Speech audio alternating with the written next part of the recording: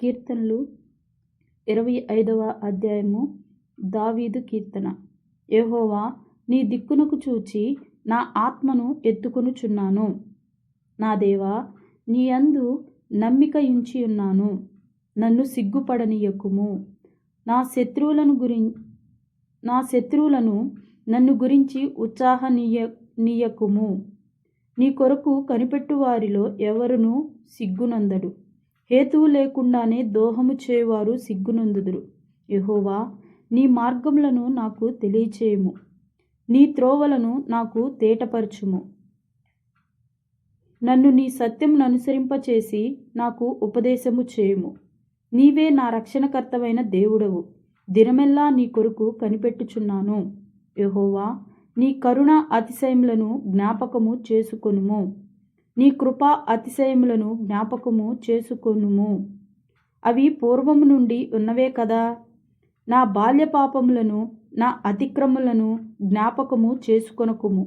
యెహోవా, నీ కృపను బట్టి నీ దయ చొప్పున నన్ను జ్ఞాపకంలో ఉంచుకొనుము. యెహోవా ఉత్తముడును యథార్థవంతుడై ఉన్నాడు. కావున తన మార్గములను గురించి ఆయన పాపులకు ఉపదేశించును.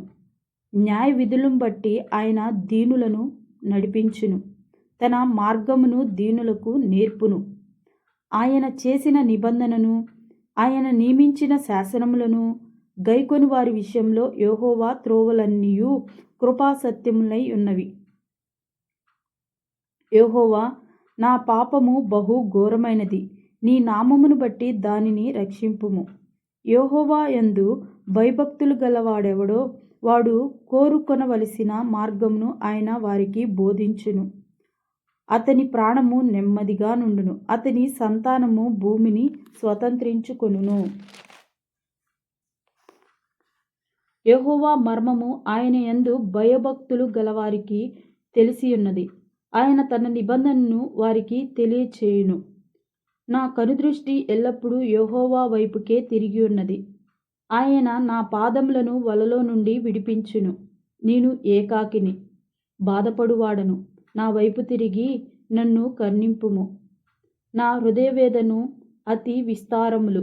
ఇక్కట్లలో నుండి నన్ను విడిపింపుము. నా బాధను, నా వేదనను కనుగొనుము. నా పాపములన్నిటినీ క్షమింపుము. నా శత్రువులను చూడుము, వారు అనేకులు. క్రూర ద్వేషంతో వారు నన్ను ద్వేషించుచున్నారు. నేను నీ శరణుజొచ్చియున్నాను. నన్ను సిగ్గుపడనీయకుము. నా ప్రాణమును కాపాడుము. నన్ను రక్షింపుము. నీ కొరకు నేను కనిపెట్టుకొనుచున్నాను. యథార్థతయు నిర్దోషత్వమును నన్ను సంరక్షించునుగాక. దేవా, వారి బాధలన్నిటిలో నుండి ఇశ్రాయేలును విమోచింపుము. ఆమేన్. దేవుడి వాక్యమును దీవించునుగాక. ఆమేన్.